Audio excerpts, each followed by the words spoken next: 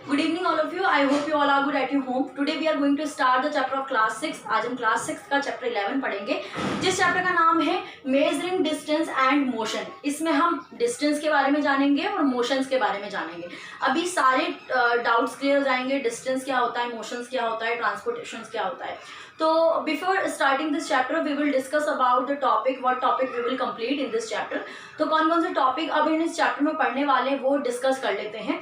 तो means of transport हम जानेंगे मेजरमेंट ऑफ लेंथ जानेंगे, नीड ऑफ मेजरमेंट को जानेंगे कि मेजरमेंट की आवश्यकता क्या होती है, और टाइप ऑफ मोशंस को जानेंगे। तो ये कुछ टॉपिक्स हैं जो कि हम इस चैप्टर में कंप्लीट करने वाले हैं। तो स्टार्ट करते हैं फर्स्ट टॉपिक से। The first topic is means of transport from ancient and modern time. तो फर्स्टली हमें क्या बोला जा रहा है, हमें ये बोला जा रहा है कि ट्रांसपोर्ट, सबसे पहले मैं आपको ट्रांसपोर्ट क्लियर कर देती हूँ। बहुत सारे बच्चों को ट्रांसपोर्ट का मतलब पता होता है, सही अर्थ, किसी को नहीं पता होता है। अगर आप ट्रांसपोर्ट को साधारण शब्दों में कहें तो उसको कहा जाता है यातायात का साधन, यानी कि आने जाने के साधन को ट्रांसपोर्ट कहा जाता है। तो हम जो फर्स्ट टॉपिक कंप्लीट कर रहे हैं, उस फर्स्ट टॉपिक में हमें ये बताया जाएगा कि प्राचीन समय में आने जाने का साधन क्या हुआ करता था, और अब आज के टाइम पे आने जाने के लिए या ट्रांसपोर्टेशन के लिए आप किस व्यवस्था का, किस सुविधा का इस्तेमाल करते हैं। तो हम एंशिएंट टाइम से स्टार्ट करते हैं, प्राचीन समय से स्टार्ट करते हैं। अगर हम सबसे प्राचीन दौर में चलें या बहुत ही पुराने समय में चलें तो एक साधारण सा शब्द है, जैसे कि आप बोल सकते हो कि हम राजा महाराजों से भी पुराने टाइम की बात कर रही हूँ मैं, जब आदि मानव का वक्त हुआ करता था। उस दौरान क्या होता था कि अगर आपको एक स्थान से दूसरे स्थान पर जाना है, उस वक्त बुद्धि भी नहीं हुआ करती थी, वानर सेना की तरह आप समझ सकते हैं। तो आप क्या करते थे, बाय फुट जाते थे, मतलब पैरों के सहारे आप एक जगह से, चाहे आपको कितनी भी लंबी दूरी तय करनी है, आप बिना किसी के सहारे खुद चल के जाते थे और अपना जो भी कार्य है वो करते थे। ठीक है। उसके बाद क्या हुआ, हमें बुद्धि का विकास होने लग गया धीरे धीरे। तो हमने उसके बाद जानवरों का इस्तेमाल करना शुरू किया। जानवरों का इस्तेमाल कैसे, जैसे कि आप पुराने प्राचीन समय में राजा महाराजों की कहानियां देखते होंगे तो आपने अक्सर देखा होगा कि घुड़सवार हैं, घोड़े पे बैठे हुए, हाथी की सवारी, हाथी को एज ए ट्रांसपोर्ट का एक व्यवस्था मान के एक स्थान से दूसरे स्थान पर जाने के लिए उसका इस्तेमाल किया जा रहा है। तो घोड़े का, हाथी का, आपने कहानियों में भी देखा होगा कि डोंकी जो कि गधा होता है, गधा का भी बोझ ढोने के लिए, यानी कि बोझ को, यानी आप सामान को एक स्थान से दूसरे स्थान पर ले जाने के लिए घोड़े का भी इस्तेमाल करते हैं। तो जैसे जैसे वृद्धि हुई तब क्या हमने देखा कि हम जानवरों का उपयोग करने लग गए। एक स्थान से हम तो चले जाएंगे और हमारे साथ अगर आपको कोई सामान भी लेकर जाना है तो पहले क्या करते थे लोग, खुद बाय फुट जाते थे, पर उसके बाद उन्होंने जानवरों का इस्तेमाल करना शुरू किया। जानवरों के सहारे वो एक स्थान से दूसरे स्थान पर लंबी लंबी दूरी को तय करने लगे। तो जिस प्रकार के मैंने अभी एग्जाम्पल भी दी, हाथी, घोड़ा, गधा, कुछ इसी प्रकार के एग्जाम्पल है। तो इन जानवरों का इस्तेमाल करके हम एक स्थान से दूसरे स्थान पर जाने का इस्तेमाल किया करते थे। उसके बाद क्या हुआ, हमने पहिए का, यानी कि व्हील का आविष्कार किया। जब पहिए का आविष्कार हुआ तो पहिया एकमात्र ऐसा साधन बन गया जिसके सहारे से हम एक जगह से दूसरे जगह पर सामान लेकर जाना हो या खुद जाना हो, उसके लिए क्या हो गया, आसान हो गया। चलिए एक एग्जांपल के थ्रू आपको समझा देते हैं, because you are in 6th class right now. तो आपको छोटे छोटे एग्जाम्पल के थ्रू अच्छी तरीके से आप कैच कर पाएंगे। तो सपोज कीजिए कि आप एक जगह एक स्थान पे एक व्यक्ति दौड़ रहा है या चल रहा है, दूसरे स्थान पर आपने पहिए वाला तो गेम खेला ही होगा बचपन में, और अभी भी मोस्टली खेलते होंगे, अभी तो लॉकडाउन चल रहा है तो पॉसिबल नहीं है। तो पहिए वाला गेम का मतलब क्या है, एक पहिया ले लिया, पहिए को आप round round round round push करके आगे की ओर बढ़ाते हैं। तो पहिया क्या करता है, जितनी आप दौड़ते हुए आगे की ओर जाएंगे, ओवरटेक करेंगे, उससे पहले पहिया ही चल जाएगा, क्योंकि पहिया इतनी तेजी से चलता है। तो आप ये समझ सकते हैं कि आपको ओवरटेक करने के लिए पहिया जो है वो एक अच्छा ऐसा साधन है जिसके द्वारा आप पहिए का किसी औजार में, किसी वाहन में इस्तेमाल करके उससे आप ट्रांसपोर्टेशन कर सकते हैं। मतलब पहिए का आविष्कार हो गया तो बैलगाड़ियों में, चार पहिए वाली गाड़ियों में विभिन्न प्रकार की गाड़ियां जो है वो इस्तेमाल, जैसे रथ हो गया, रथ में पहिए होते हैं, बैलगाड़ी होगी आपकी, बैलगाड़ी में पहिए होते हैं। तो पहले ग्रामीण व्यवस्था में छोटी मोटी स्तर पर पहियों का इस्तेमाल किया जाने लगा। फिर थोड़े बड़े स्तर पे हमारा अब क्या हो रहा है, मॉडर्न टाइम जो है वो आ रहा है। मॉडर्न टाइम आ रहा है, मतलब पहले इंसान पैरों द्वारा जाते थे, फिर जानवरों का इस्तेमाल किया, उस बाद धीरे धीरे पहिए जब बन गए तो पहिए से वाहन बनना शुरू हो गए, व्हीकल्स बनना शुरू हो गए, विभिन्न प्रकार के वाहन जो कि आप आज भी आप देखते हैं। तो आप ये सपोज कीजिए सबसे पहले कि आप चाहे एरोप्लेन हो, चाहे वो समुद्री बोट हो, चाहे वो लैंड पे चलने वाला वाहन हो, किसी भी प्रकार के वाहन में पहियों का इस्तेमाल होता है। ठीक है, तो पहिए का इस्तेमाल विभिन्न प्रकार के वाहन में किया जाने लगा। तो आज भी आप कहीं भी स्कूल भी आते हैं, आप अगर आपका घर दूर है तो आप बाइक से आते होंगे, आप किसी के रिलेटिव के घर जा रहे हैं या पापा मम्मी आपके कहीं जाते हैं बाहर, तो बेसिकली अगर दूर जाना है तो हम पैदल तो जाते नहीं, हम वाहन का इस्तेमाल करते हैं। और वाहन में क्या होता है, वाहन में होता है पहिया। तो जैसे ही पहिए की खोज हुई, हमारा मॉडर्न टाइम स्टार्ट हो गया। हम ट्रांसपोर्टेशन के लिए विभिन्न प्रकार के वाहन बनना शुरू हो गए। जैसे कि आज के टाइम पे भी आप इतने सारे वाहन को जो है आप देखते हैं। कौन कौन से वाहन को देखते हैं आप? देखते हैं विभिन्न प्रकार की ऑटो, बस, साइकिल पहले बोल सकते हो, साइकिल, बस, बैलगाड़ी, और आप बोल सकते हो एरोप्लेन, प्लेन, हेलीकॉप्टर, इतनी सारी चीज़ें होती है, बोट, बहुत सारी चीज़ें, lots of variety of vehicles भी you can see on your surrounding.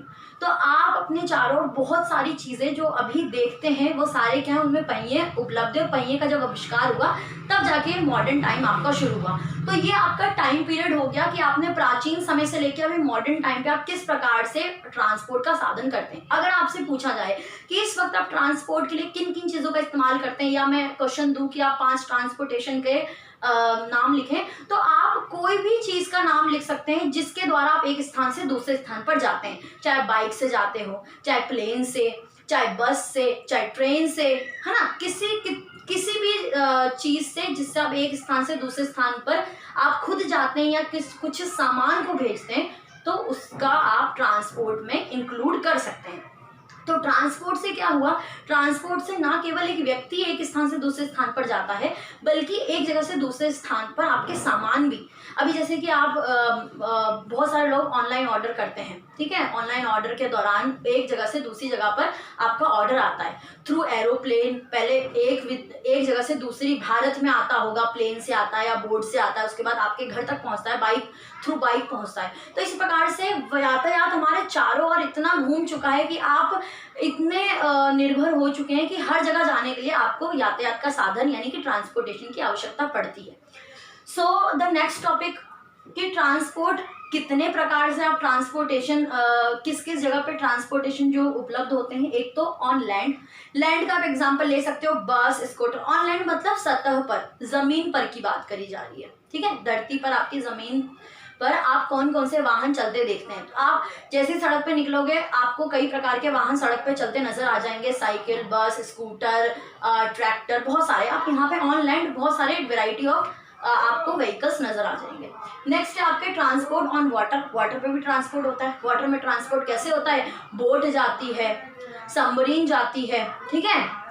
तो इस प्रकार से आप जहाज जाता है ना, सीखा होगा आपने प्रीवियस क्लासेस में भी। तो बाय वाटर भी बहुत सारे वाहन होते हैं जो एक स्थान से दूसरे स्थान पर सामान या आपको पहुंचाने के लिए निर्भर होते हैं। नेक्स्ट है आपका ट्रांसपोर्ट इन एयर के अंदर यानी हवा के द्वारा आप एक स्थान से दूसरे स्थान पर जाने के लिए किन किन ट्रांसपोर्ट का इस्तेमाल करते हैं।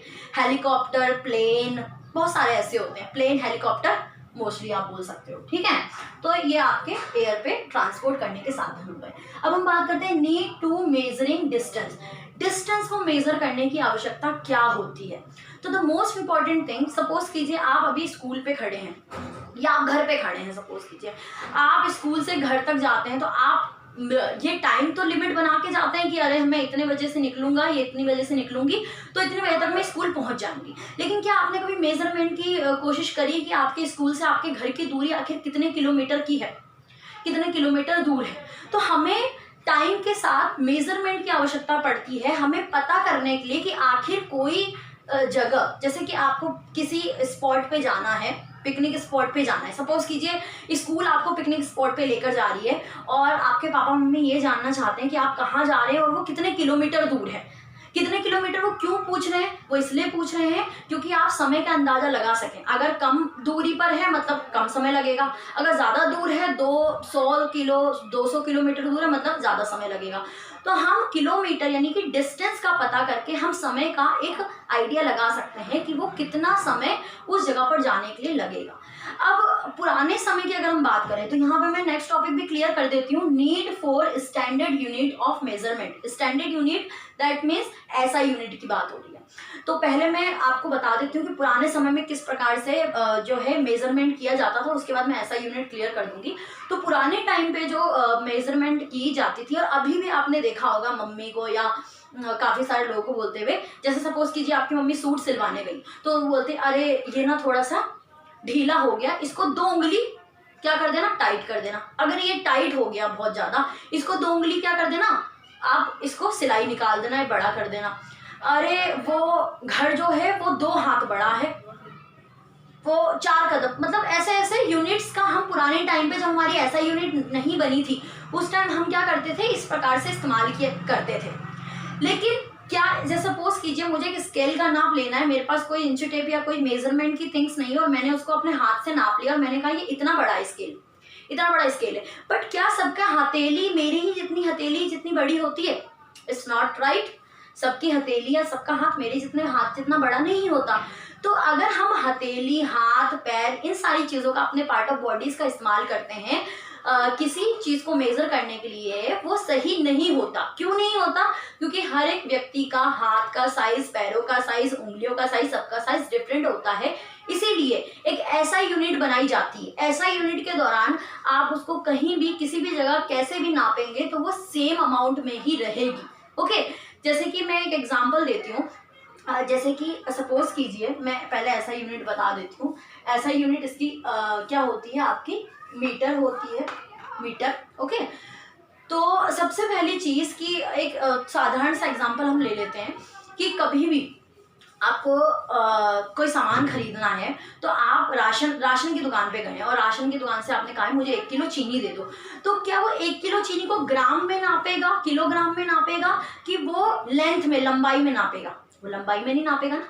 अगर आपको समय पता करना है कि कितने बजे हैं तो उसको, समय को क्या किलोग्राम में नाप सकते हैं, अगर टाइम को किलोग्राम में नाप सकते हैं। सबकी ऐसा यूनिट अलग अलग होती है।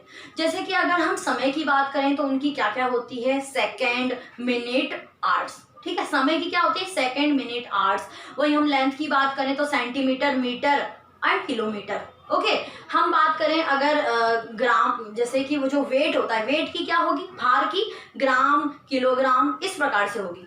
तो आपको क्या समझना है, हम लेंथ की बेसिकली बात करें तो लेंथ को हम कंप्लीट कर देते हैं। सबसे पहले ध्यान रखना, I don't have the scale right now, तो आप एक स्केल को लेकर बैठ सकते हो और उसको देख सकते हो। तो जो आप स्केल, आपकी जो स्केल होती है वो 15 सेंटीमीटर की होती है। First of all you should have to know about that कि 15 सेंटीमीटर की स्केल होती है। तो स्केल के अंदर छोटे छोटे 10 डॉट्स होते हैं, 10 लाइनिंग होती है। वो 10 लाइनिंग को कहा जाता है 10 millimetre, that is a 10 millimetre.